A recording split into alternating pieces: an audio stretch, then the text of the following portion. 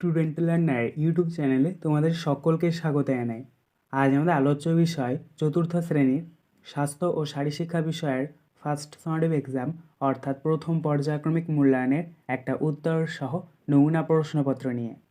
Full marks তোমাদের থাকবে 10 এবং সময় থাকবে 20 মিনিট, অর্থাৎ স্বাস্থ্য শারীরশিক্ষা 10 এবং কলা ও কর্মশিক্ষা 10, টোটাল তোমাদের 20 নাম্বারের পরীক্ষা হবে। প্রশ্নপত্রটা তোমাদের সেট নাম্বার 1। সরাসরি স্ক্রিনে তোমরা উত্তর সহ নমুনা প্রশ্নপত্রটা দেখতে পাচ্ছ। 1. নিচের শূন্যস্থানগুলি পূরণ করো। হাফগণিত 4 = 2। অর্থাৎ এখানে তোমাদেরকে কতগুলো শূন্যস্থান পূরণ করতে দেওয়া হয়েছে। দেখো কয়েকটা। চোখ থেকে অন্তত ড্যাশ ফুট দূরে বই রেখে পড়াশোনা করা উচিত। এখানে প্রথম শূন্যস্থানে বসবে 1। খ. সূর্যের আলো থেকে আমরা যে ভিটামিন পাই তার নাম ড্যাশ। এখানে দ্বিতীয় শূন্যস্থানে বসবে ভিটামিন ডি। গ.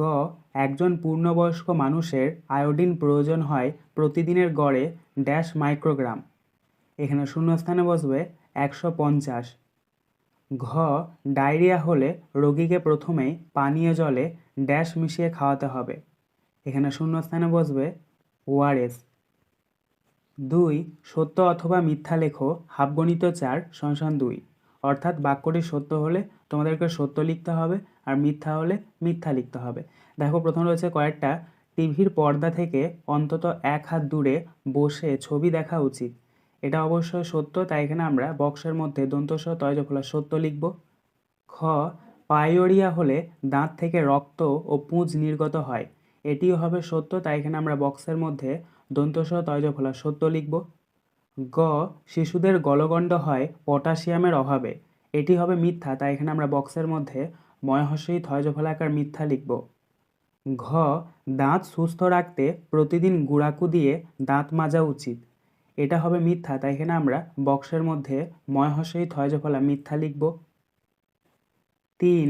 নিচের প্রশ্নগুলির সংক্ষেপে উত্তর দাও। 2 × 3 = 6। ক.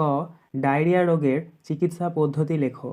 উত্তর: জলের অভাব পূরণ করাই হলো এর মূল চিকিৎসা। 1 নাম্বার, রোগীকে প্রথমে ঠান্ডা পানীয় জলে ওআরএস মিশিয়ে খাওয়াতে হবে। 2 নাম্বার, ব্যক্তিগত ও সমষ্টিগত পরিষ্কার পরিচ্ছন্নতা জরুরি। 3 নাম্বার, প্রতিবার যাব ঘরে, খাবো 1 গ্লাস করে, পিপাসা অনুযায়ী পান করবে। 4 নাম্বার, যিনি খাবার তৈরি করবেন তিনি সর্বদাই অবশ্যই সাবান দিয়ে যেন হাত ধুয়ে নেন। খ. আয়োডিনের অভাবে শিশুদের কি কি ক্ষতি হয়? উত্তর: বুদ্ধির বিকাশ কম হয়, ঝিমিয়ে থাকা, পড়াশোনায় পিছিয়ে পড়া, কথা বলার অক্ষমতা, কানে শোনার দোষ, টেরা চোখ, সচেতনতার অভাব ও গলগণ্ড হয়। গ. ত্বকের যত্ন কিভাবে নেওয়া উচিত? উত্তর: 1 নাম্বার, উষ্ণ জলে স্নান করতে হবে। 2 নাম্বার, তেল বা ময়লা জাতীয় পদার্থ থেকে দেহকে পরিষ্কার পরিচ্ছন্ন করবার জন্য উষ্ণ জল ও সাবান ব্যবহার করা উচিত। 3 নাম্বার, যাদের চর্ম শুদ্ধ তারা ক্রিম ব্যবহার করবে।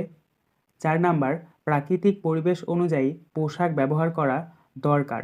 সুতির পোশাক স্বাস্থ্যকর। আজকের আলোচনা পর্বটি এখানেই শেষ হলো। আশা করি ভিডিওটি তোমাদের ভালো লেগেছে। যদি ভালো লাগে একটা করে লাইক করে দিও।